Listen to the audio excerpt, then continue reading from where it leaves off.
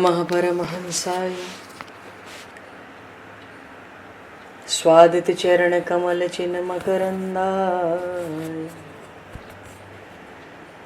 भक्तजन मानस निवासाय श्री रामचंद्राय नमः।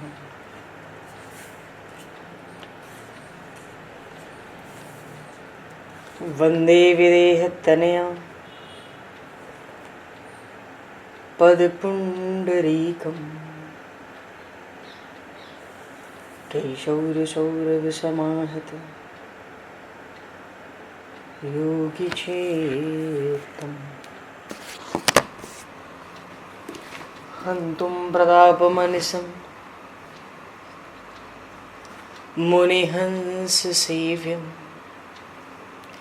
सन्मानशालिपरिपीत परागपुञ्जम्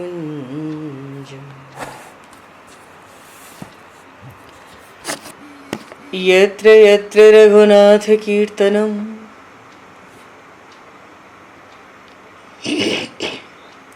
तत्र तत्र कृतमस्तकाञ्जलिं बाष्पवारि परिपूर्णलोचनं मारुतं नमत राक्षसान्तकं कुन्द इंदुसमदेह उमारमण करुणायन जाहि दीन परनेह करहु कृपा मर्दन मयन।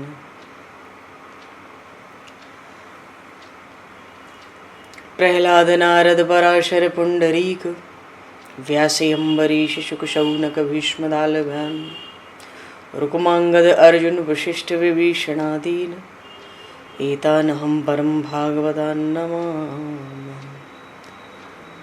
श्री सीतानाथ समारंभां श्री रामानन्दार्य मध्यमाम् अस्मदाचार्य पर्यन्तां वन्दे गुरु परम्पराम्।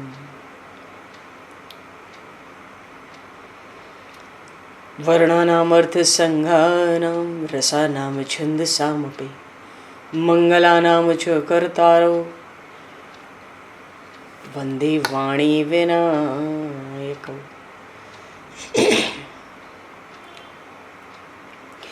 नान्यास्पृहा रघुपते हृदये स्मदीये सत्यं वदामि च भवान् किलान्तरात्मा भक्तिं प्रयक्ष रघुपुङ्गवनर्वरां मे कामादिदोषरहितं कुरु मानसं च। भक्त भक्ति भगवंत गुरु चतुर्नाम वपु एक तिनके पद वंदन के नाशहि विघ्न अनेक। बंधु तुलसी के चरण जिनकी न्यो जग काज कल समुद्र घोरत लगो प्रगट्यो सप्त जहान। श्री गुरु चरण सरोज रज निज मन मुकुर सुधार वर्णो रघुवर विमल यश जोदायक फलचार। हरिशरण श्री राम जय राम जय जय राम श्री राम जय राम जय जय राम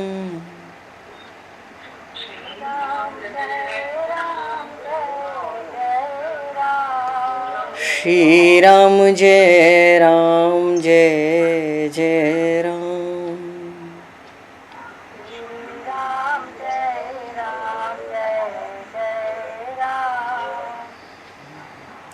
जय सिया राम जय जय हनुमान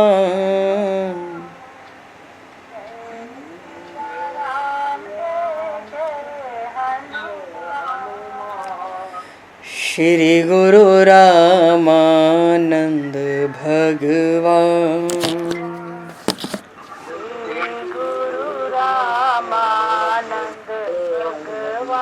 श्री गुरु रामानंद भगवान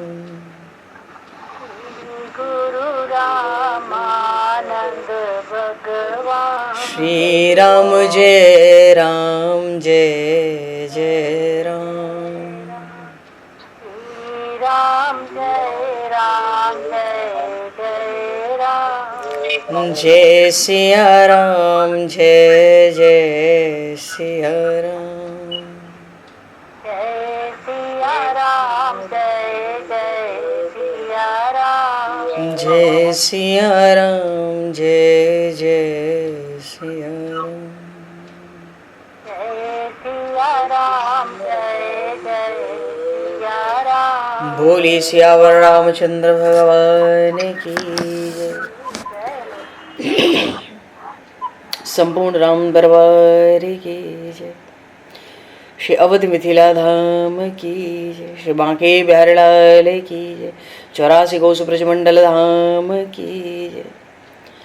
श्री रामचरितमानस जी महाराज की जय। श्रीमन्नाम महाराज की जय। श्री पंडरीनाथ भगवान की जय। कली पावन अवतार गोस्वामी तुलसीदास जी महाराज की जय। सब संतन की जय, सब भक्तन की जय, समस्त वैष्णवन की जय, समस्त पूर्वाचार्य चरणन की जय, समस्त संप्रदाचार्यन की जय। श्री सद्गुरुदेव भगवान की जय। गंगा मैया की जय, जमुना मैया की जय, सरजू मैया की जय, गौ माता की जय, तुलसी माता की जय, पृथ्वी माता की जय, काशी महारानी की जय। जय जय श्री सीताराम, जय जय श्री राधेश्याम। नमः पार्वती पते हर हर महादेव। हरिशरणम। अनंत कोटि ब्रह्मांड नायक सर्वेश्वर पूर्ण परात्पर ब्रह्म असंख्य कल्याण गुणगणलय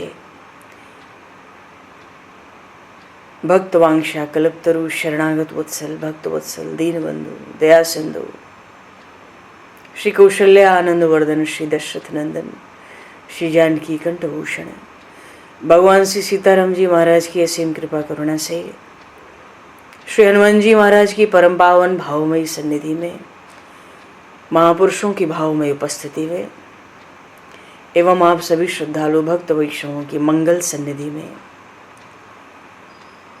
मानव जीवन का सर्वोत्कृष्ट फल भगवत गुणगान भगवत कथा का आनंद हम सभी श्री राम कथा के माध्यम से प्राप्त करने जा रहे हैं।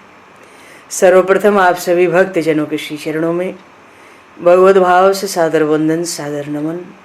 आप सभी को यथा योग्य जय सिया राम, जय जय श्री राधे हरि श्याम, जय श्री राम।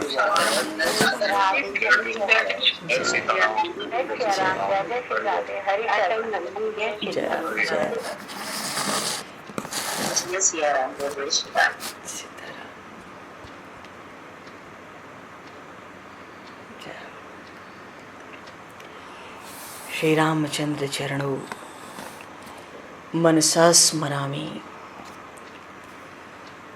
श्री रामचंद्र चरणों वचसा गृणामि।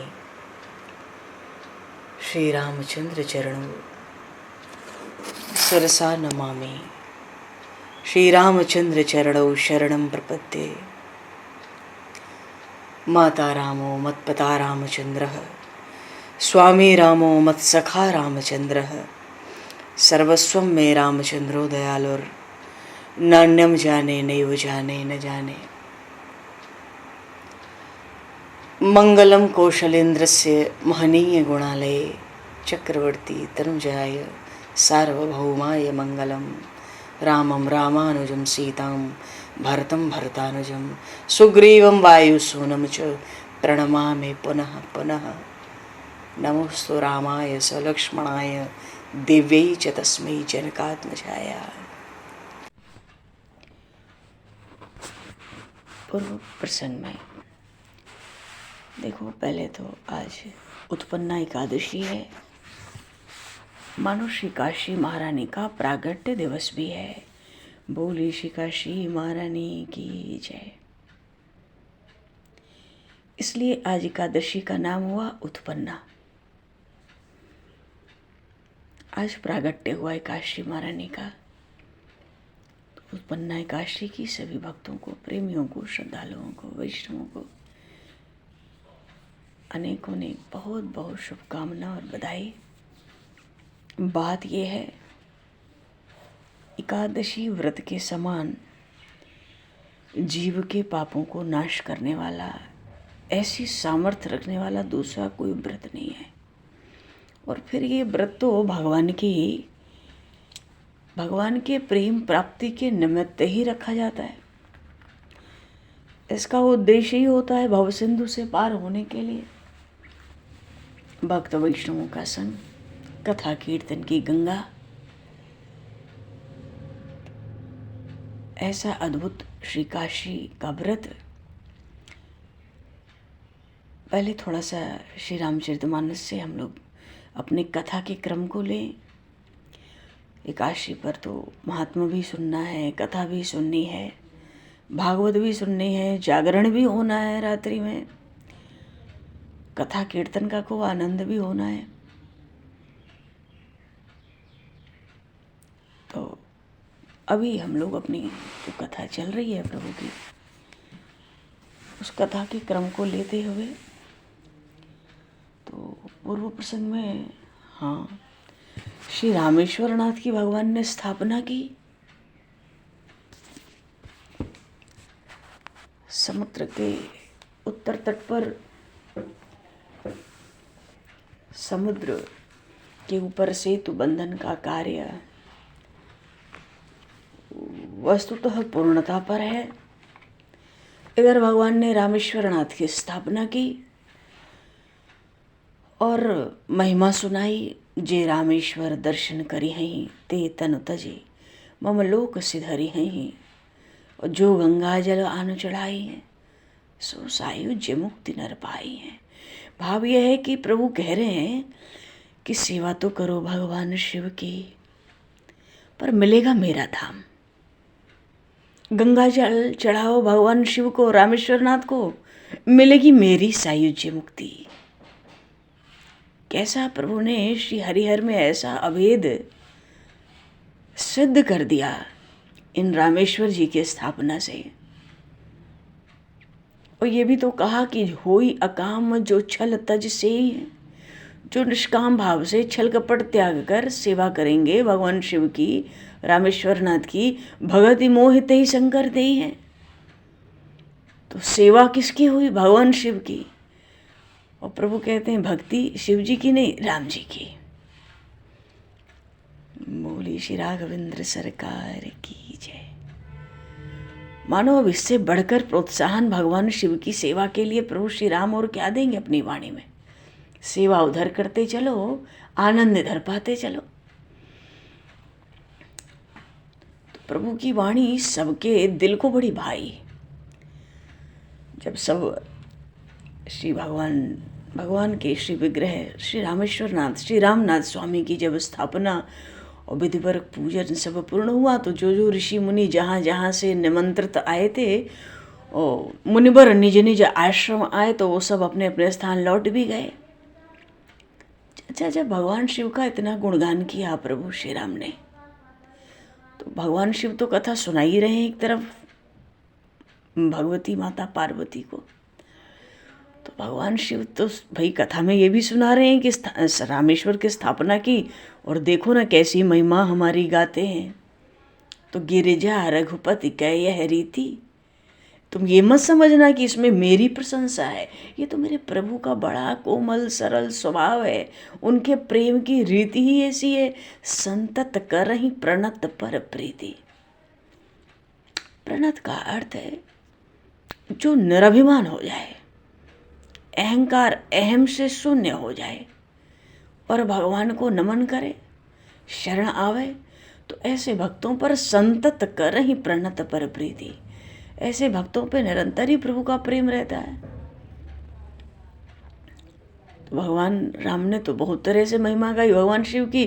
भगवान शिव ने तो बस एक ही शब्द में बात पूरी कर दी कि संतत करहि प्रणत पर प्रीति। मानो माता पार्वती से ये भी तो कह दिया कि मैं तो उनका दास हूँ, भक्त हूँ, उनका तो स्वभाव है मुझ पर प्रेम करें, भक्त पर, इसलिए वो ऐसी बात करते हैं और मुझ में ऐसी कोई योग्यता नहीं है।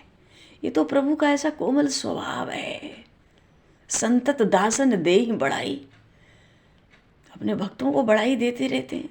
अच्छा चलो, एक प्रसंग ये हुआ, आगे का प्रसंग, उधर बांधा सेतु नील नल नागर।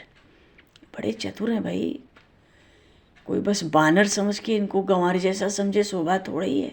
तो विश्वकर्मा के पुत्र हैं नागर, बड़े चतुर हैं, महाशिल्पकार हैं।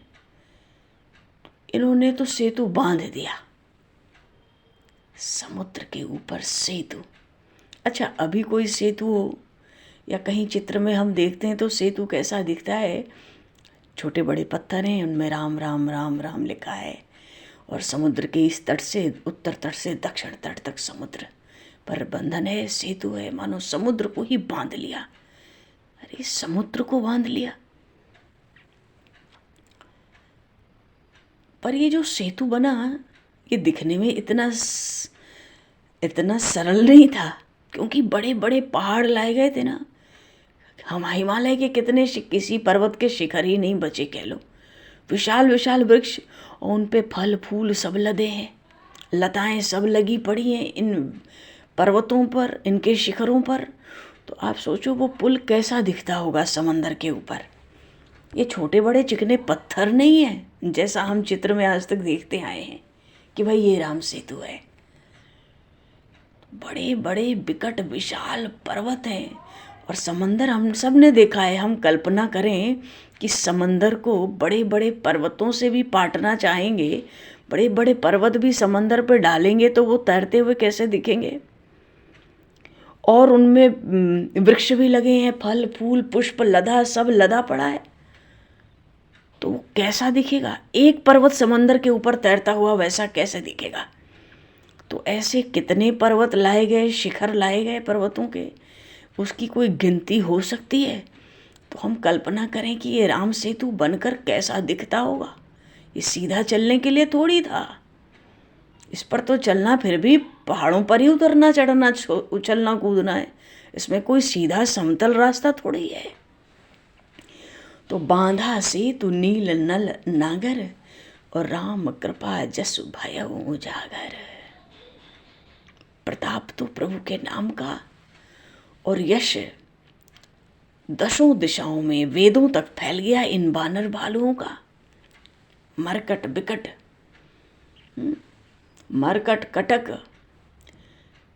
यश तो भगवान ने इन बानर भालू ऋषियों का फैलाया, और प्रभु की कृपा से सेतु बंधा, प्रभु के प्रताप से सेतु बंधा। प्रताप क्या हुआ भाई? प्रताप ये हुआ ना, जो पत्थर, सहज पत्थर जल में डालने से स्वयं तो डूबते हैं, कोई वस्तु समंदर में ना डूबती हो, उसको पत्थर से बांध दो तो वो भी डूब जाए समंदर में जाके जल के भीतर। तो पत्थर खुद तो इनका स्वभाव है, ये जल में डूब जाते हैं, और डूब ही नहीं जाते हैं, दूसरों को भी डुबोने की सामर्थ्य रखते हैं। जो कोई इनका संग कर ले जल में तो ये उसको भी डुबो देते हैं। तो बूढ़ ही आन ही बोर ही जेई, खुद तो डूबते हैं ही, दूसरों को भी डुबाते हैं। और आज वही पत्थर भय उपल बोहित समते, आज वही पत्थर जहाज की तरह समंदर के ऊपर तैर रहे हैं।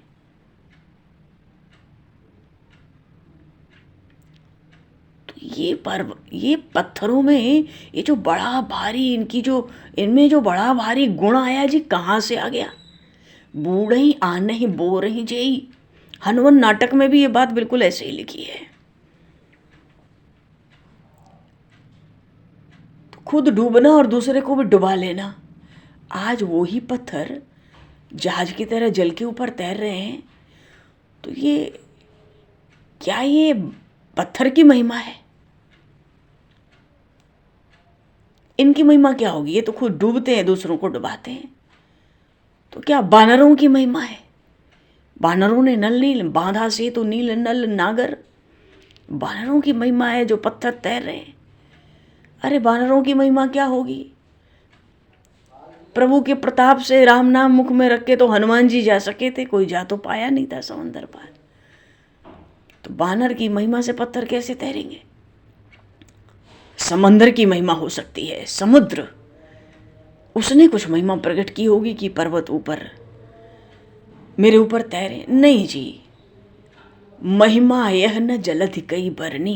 गोस्वामी जी बड़ी सुंदर बात कहते हैं, महिमा यह न जलधि कई बरनी, पाहन गुणगन कपिन कई करनी। पाहन गुण न तो समुद्र की महिमा है, न पाहन गुण न तो उन पत्थरों का, उन चट्टानों का कोई गुण है, और न ही न कपिन कहे बरनी, न तो ये बानर भालुओं का कोई प्रताप है भाई। तो फिर अजी श्री रघुवीर प्रतापते सिंधु तरे पाषाण। श्री रघुवीर प्रतापते, भगवान के प्रताप से। हनुमान नाटक में लिखा है, श्रीमद दाशरथेय प्रताप महिमा। प्रभु के प्रताप से। गोस्वामी जी कहते हैं बिल्कुल वही बात, श्री रघुवीर प्रतापते सिंधु पर तरे पाषाण।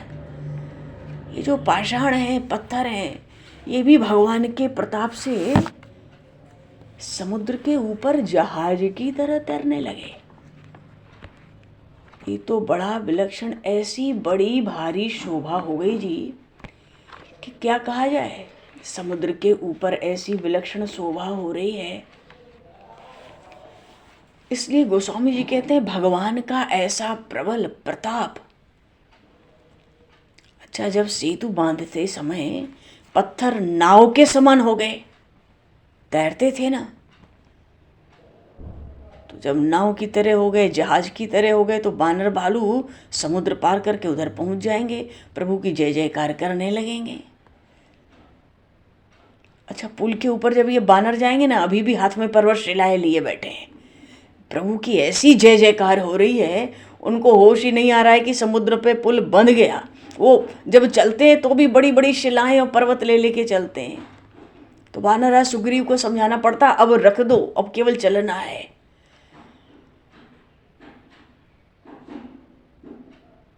और वो शिलाएं, पर्वत ऐसे सुशोभित हो रहे हैं समुद्र के ऊपर, जैसे कोई ज्वार आवे तो समुद्र की कैसी शोभा होती है। बानर भालू बड़ा क्रोध करके भी चल रहे हैं भगवान की आज्ञा में, मानो खेल ही खेल में कूद फांद करके लंका के गढ़ पर चढ़ जाएंगे। उन बानर भालुओं का जी इतना उत्साह बढ़ गया है, उनको लगता है अब तो एक ही पल में युद्ध में चतुरंगिणी सेना को रावण की नष्ट करके, उस दुष्ट रावण की जो बड़ी मजबूत हड्डियां हैं ना, उनकी मरम्मत हम लोग करेंगे। अब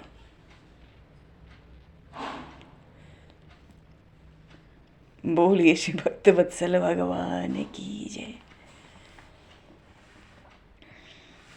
तो बड़े भयंकर भयंकर बानर भालू तो ऐसे दौड़े मानो अनेक वेश धारण किए हुए काल ही क्रोधित होकर दौड़ रहा हो। कोई शिला उठाया है, कोई पर्वत, कोई शाल, कोई ताड़, कोई तमाल का वृक्ष तोड़ लाया, और पुल बन गया, उसके बाद भी समंदर के नीचे फेंक रहे हैं, अंदर पाट डालेंगे समंदर को भी मानो। देवता लोग इस दृश्य को देख के इतने हर्षित हो रहे हैं, आकाश में इतने उत्साहित हो रहे हैं, क्योंकि संकट तो देखो देवताओं का टलना है। वानर सेना को लगता है श्री जानकी माता लंका में है, प्रभु लेने जा रहे हैं, प्रभु तो छाया की जानकी भेजे। आनंद तो असली मिलना है देवताओं को ही। देवताओं का समाज खूब हर्षित हो रहा है देख देख के। जो दिशाओं में, 8 दिशाओं में हाथी होते हैं ना, जो ब्रह्मांड को उठाने में सहयोग किए रहते हैं, वो हिलने लगे। जो कक्षप है नीचे, नीचे जो वराह हैं, वो कलमला उठे। और वो जो पहाड़ थे ना, जो पुल बना था समुद्र के ऊपर, वो पहाड़ भी कांपने लगे बानरों के भार से, और शेषनाग भी दब गए। गोस्वामी जी तो कविता रामायण में एक जगह कहने लगे, प्रभु श्री रामचंद्र की दुहाई दे देकर सब बानर तमक तमक कर मानो चलते हैं। ऐसा लग रहा है भला ऐसा कौन है जो इन बानरों के क्रोध भरे ये जो कपियों की सेना आ रही है, इनको रोक सके। ऐसा तो कोई मालूम नहीं पड़ रहा है जो इनको रोक ले आज। बात यह है, हनुमान जी लंका जला के आए, प्रभु को समाचार मिल गया तो लंका की ओर श्री रघुनाथ जी भी चल पड़े। लंका की ओर प्रभु तो चढ़ रहे हैं और पीछे पीछे लक्ष्मण जी महाराज, सुग्रीव जी, अंगद जी महाराज, हनुमान जी, जामुन जी, नील नल, अरे ऐसे भारी भारी चल रहे हैं, ऐसे महाप्रतापी महापराक्रमी। तो सारी बानर सेना भी साथ में है। तो प्रभु का दल बानर भालुओं का जब चला ना तो भूमि तो डगमगाएगी, हिलेगी पृथ्वी, और 1000 फण वाले शेषनाग का मस्तक भी कांपने लगा। तो योगनियां जो थी वो कोलाहल जब सुनी कि अरे बानर सेना पुल पर चल रही है, तैयारी हो गई, तो युद्ध की आशा से सजग हो गई। इनको भी बहुत कुछ खाने पीने को अब मिलेगा, गणना नहीं हो सकती थी, ऐसी सेना वहां एकत्र हुई। खबर तो लंका पहुंची होगी, खलबली तो मचेगी ही, लंका में तो भयंकर खलबली मचने वाली है। और जब सेना चली तो धूल ऐसी उड़ी, इतना इतना हुंकार करते हैं, इतना उत्साह है उन बानर भालुओं में कि क्या कहा जाए, अपार। तो युद्ध से पहले सबके भीतर ऐसी भारी प्रसन्नता हो। तो गोस्वामी जी कह रहे थे, श्री रघुवीर प्रताप ते सिंधु तरे पाषाण, ते मति मंद जे राम तजी भजहि जाई प्रभु आन। अरे जिन प्रभु श्री राम की कृपा से, जिनके प्रताप से पत्थर भी समुद्र के ऊपर तर रहे हैं, तो क्या मनुष्य उन प्रभु श्री राम की शरण ले, उनके नाम का आश्रय ले तो भवसिंधु से पार नहीं होगा। जिस नाम से पत्थर तरे, उससे तेरा तरे न सान। जिस नाम से पत्थर तरे, उससे तेरा तरे न सान। जरा शरण मेरे राम की, नाम इतना महान। जरा शरण मेरे राम की, प्रभु नाम इतना महान। भक्ति में उसके तू हो मगन, उसे पाने की तू लगा लगन।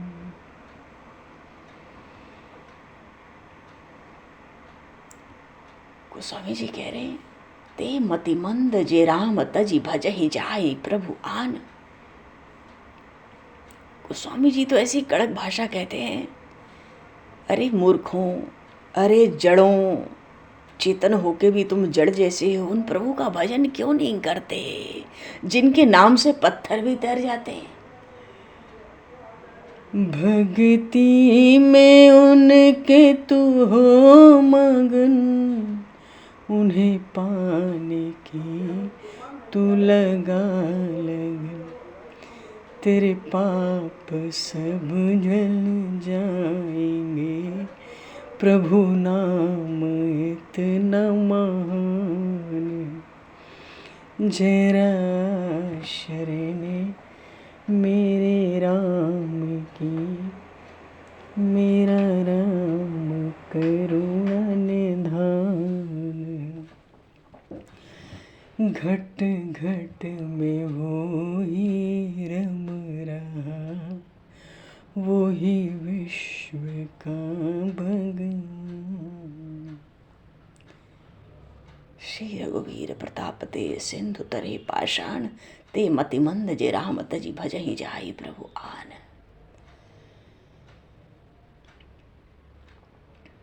और इधर बांध सेतु अति सुदृढ़ बनावा, खूब बढ़िया सुंदर सेतु बनकर तैयार है। और जब कृपा सिंधु भगवान ने देखा तो उनको बड़ा आनंद हुआ।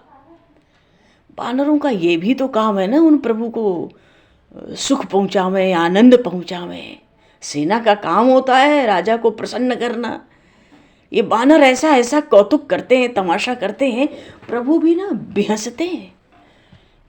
बेहंसने का अर्थ है कभी कभी ठठा कर हंसते हैं। अच्छा, जब से श्री जानकी माता रावण ले गया तो प्रभु हंसे नहीं थे, लेकिन जब से हनुमान जी खबर लेकर आए तो दो एक बार प्रसंग आया कि प्रभु हंसते हैं, बेहंसते हैं।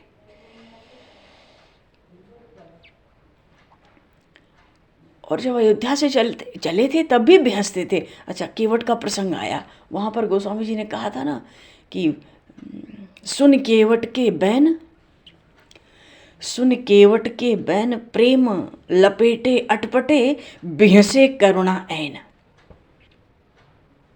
चितैरा जानकी लखन तन।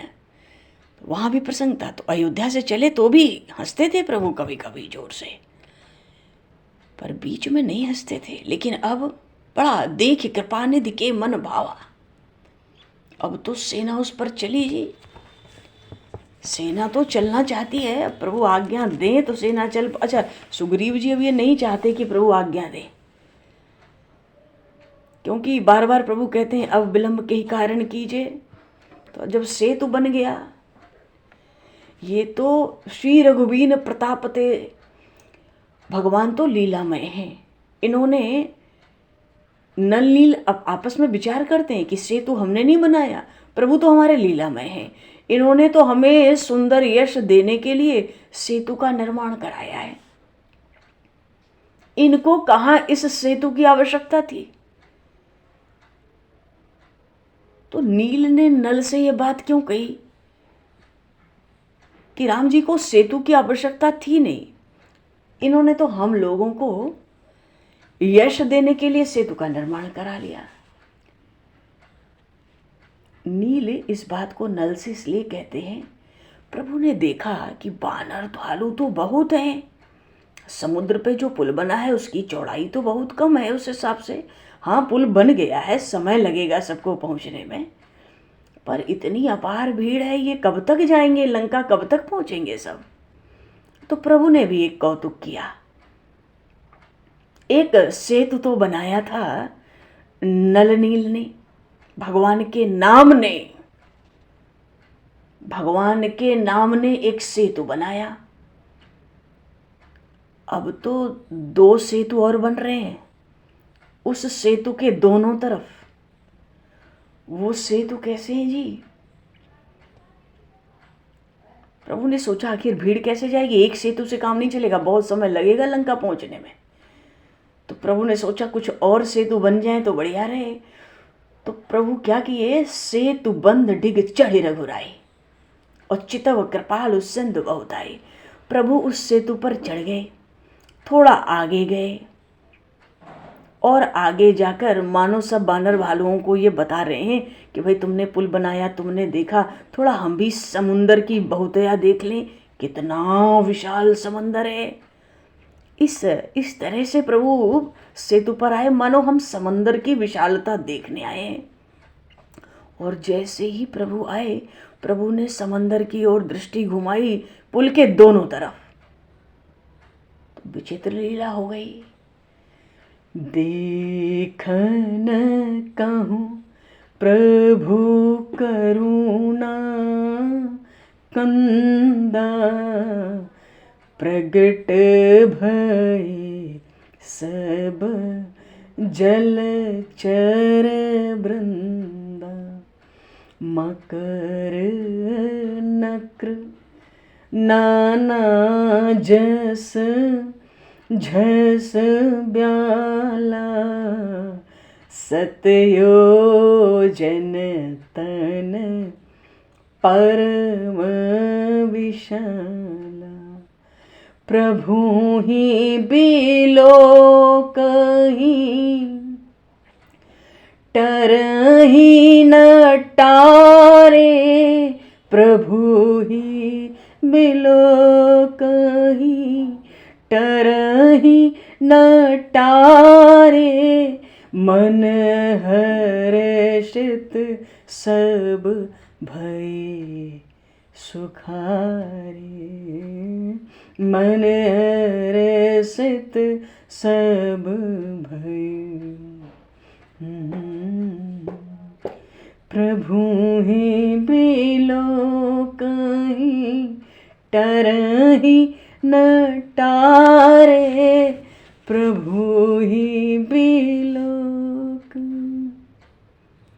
नील ने इस दृश्य को नल को दिखाया, ये लीला बिहारी प्रभु हमें यश देने के लिए सेतु निर्माण कराए हैं। इनको आवश्यकता सेतु निर्माण की नहीं थी। वो देखो, नील ने नल को पुल के दोनों तरफ समंदर की ओर संकेत किया। देखो समंदर की ओर। क्या सेतु, जो सेतु हमने बनाया है, इस सेतु का कोई अर्थ रह गया? क्यों? प्रभु श्री राम के वहां खड़े होते ही समुद्र के भीतर जो भारी जलजंतु थे, महाकाय योजन शरीरी जलचरों का समुदाय ऊपर आ गया था प्रभु के दर्शनों के लिए। प्रभु ही बिलो कहीं टरही न टारे।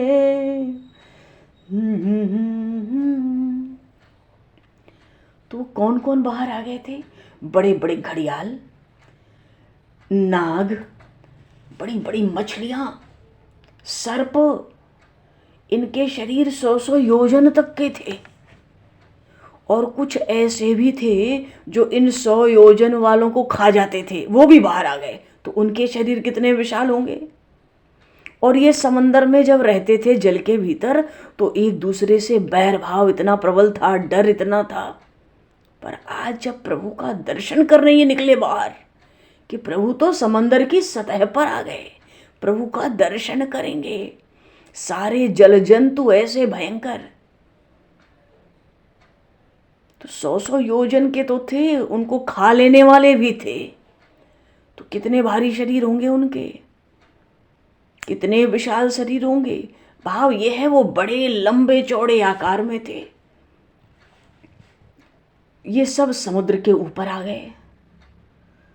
अब सेतु के दोनों ओर, जो सेतु नल नील ने बनाया बानरों ने, उसके दोनों ओर अब जहां तक दृष्टि जाती थी, अब अपार समंदर के किनारे भी खड़े हो तो दृष्टि कितनी दूर तक जाती है बताओ।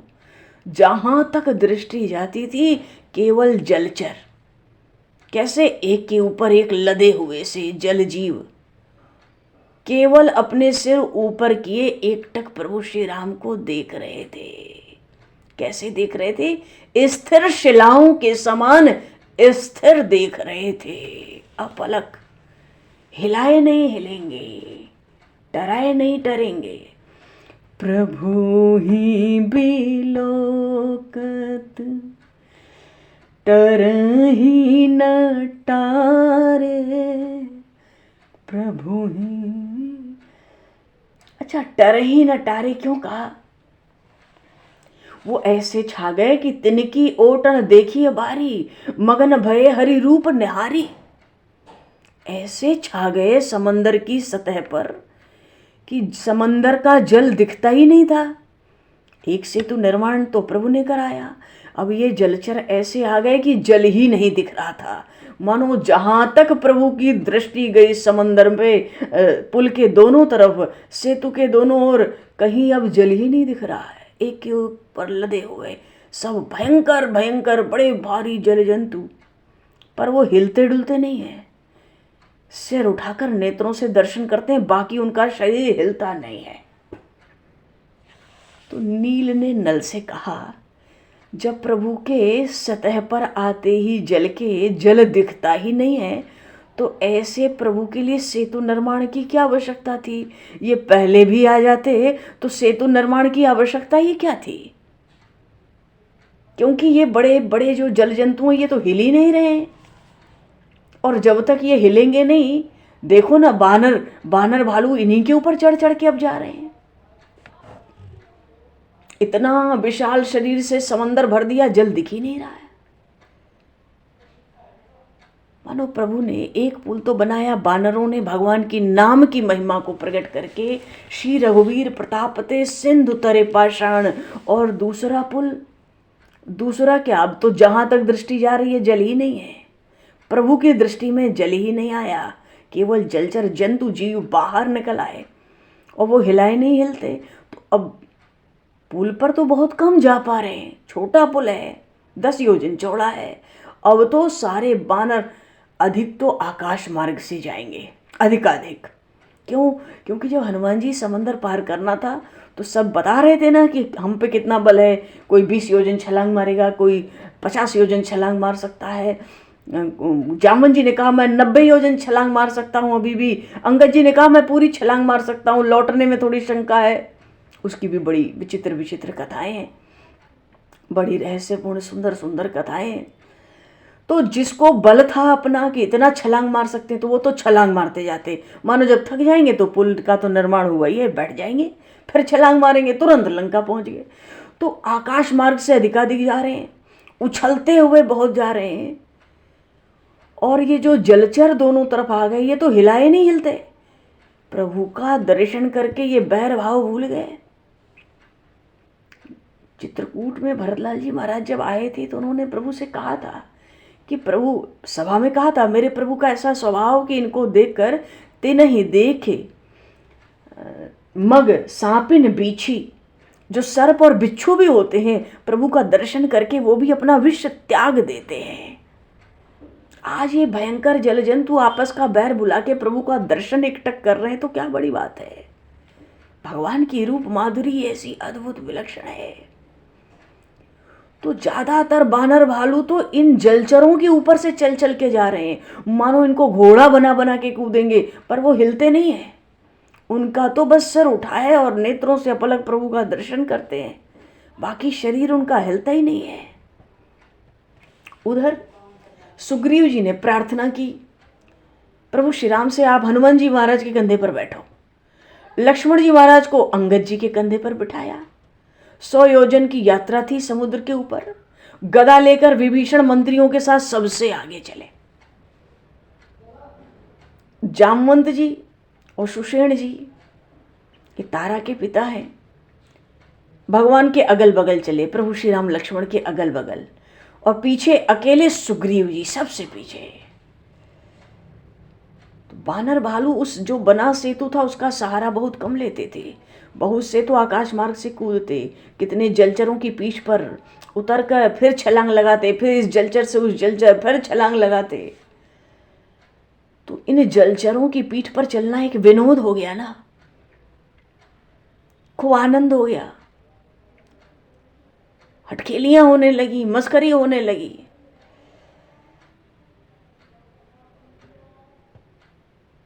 कितने बानर भालू ऐसे थे कि वो अपने पग की गिनती भी गिनते थे कि हम कितने जलचरों के पीठ पे पैर रख सकें।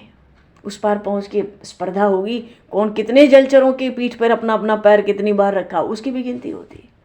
वो जलचर स्थिर हैं, अविचल पानी के ऊपर खड़े हैं। उनको जैसे पता तक नहीं चलता था कि उनकी पीठ पर कौन चल रहा है। अरे जिनके शरीर ही इतने विशाल हैं, उनको क्या पता चलेगा बानर भालुओं का। उनको ये भी नहीं पता चल रहा था कौन कूद रहे हैं। केवल उनके सिर हिलते घूमते थे प्रभु श्री राम को देखने के लिए। प्रभु जैसे जैसे आगे बढ़ते वो प्रभु का दर्शन करते। असंख्य बानर सेना,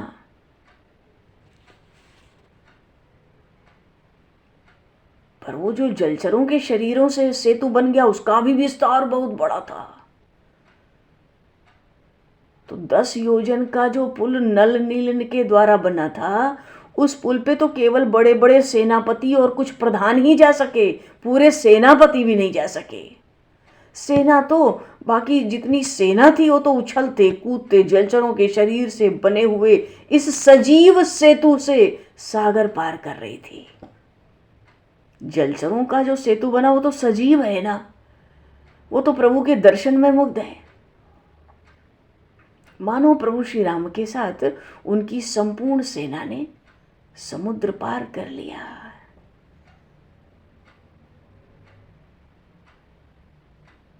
और प्रभु श्री राम समुद्र तट पर पहुंचे भी ना तो हनुमान जी के कंधे पर ही बैठे थे। कब तक बैठे रहे? जब तक सारी सेना के सब बानर, जितने बानर भालू हैं, उनका अंतिम यूथ समूह जब तक सागर से इस पार नहीं आया, समुद्र के दक्षिण तट पर लंका की ओर नहीं उतर गया, तब तक प्रभु श्री राम तो कंधे पर ही बैठे रहे हनुमान जी के, मानो बैठे बैठे देखते रहेंगे कौन आया कौन नहीं आया। बोलिए श्यावर रामचंद्र भगवान की जय। सेतु बंध भई भीर अति कपिनभ पंथ उड़ाई, अपर जलचरण ऊपर चढ़ चढ़ पार ही जाए। श्यावर रामचंद्र की जय। भगवान के नाम की ऐसी महिमा, ऐसी बड़ी भारी महिमा, भगवान के नाम का प्रताप, नाम के प्रताप से पत्थर जल पर तैरने लगे। और भगवान की जो शोभा है, भगवान का जो सौंदर्य है, उसका क्या पूछना है, वो तो अत्यंत अद्भुत है। नाम की महिमा में भागवत में एक जगह कहा, जिह्व्या न भक्ति भगवद गुण नामधेयम, चेतश्च न स्मरति तत्चरणारविंदम, कृष्णाय नो नमति यच्चर एकदापि, तानान यद्वमसतो कृत विष्णु कृत्यान।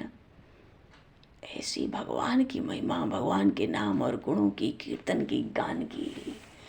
बोलिए श्यावर रामचंद्र भगवान की जय। देखो जी, अब जागरण में मिलेंगे, है ना। समय बहुत हुआ, दो पल नाम कीर्तन बोल के अब रात्रि में ही थोड़ा सा भागवत जी का स्मरण। और आज तो उत्पन्ना एकादशी है, एकादशी महारानी का प्रागट्य उत्सव तिथि भी है,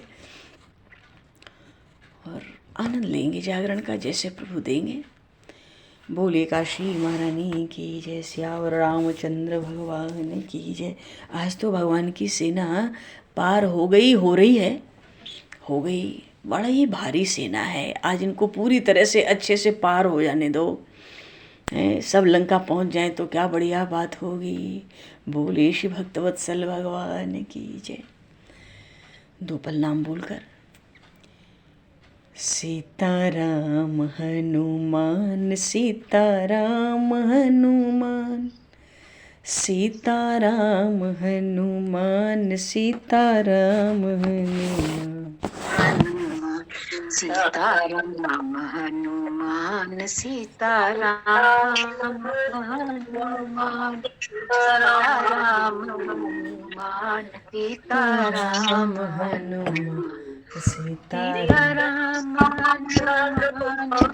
सीताराम हनुमान, सीताराम हनुमान सीताराम हनुमान सीताराम सीताराम सीताराम हनुमान सीताराम हनुमान सीताराम। बोलिए श्यावर रामचंद्र भगवान की। भगवान समय को दृष्टिगत करते हुए वाणी को विराम, वाक्य पुष्पांजलि प्रभु के श्री चरणों में सादर समर्पित। आप सभी को भी यथा योग्य जय सिया राम, जय जय श्री राधे। अब जागरण में मिलेंगे 10:30, फिर भागवत थोड़ी काशी। ये तो 15-15 दिन पे की काशी आती है, बड़ी महिमा लेकर आती है। इसका जीवन में अधिकाधिक लाभ उठाना है। प्रभु की कृपा हो, एकादशी महारानी की कृपा हो, संतों की भक्तों की कृपा हो, बस। बोलिए श्री भक्तवत्सल भगवान की जय। बोलो भगवान, जो कोई बोलना चाहे करो कीर्तन भजन। हरिश शरणम। जय श्री राम। जय जय जय जय।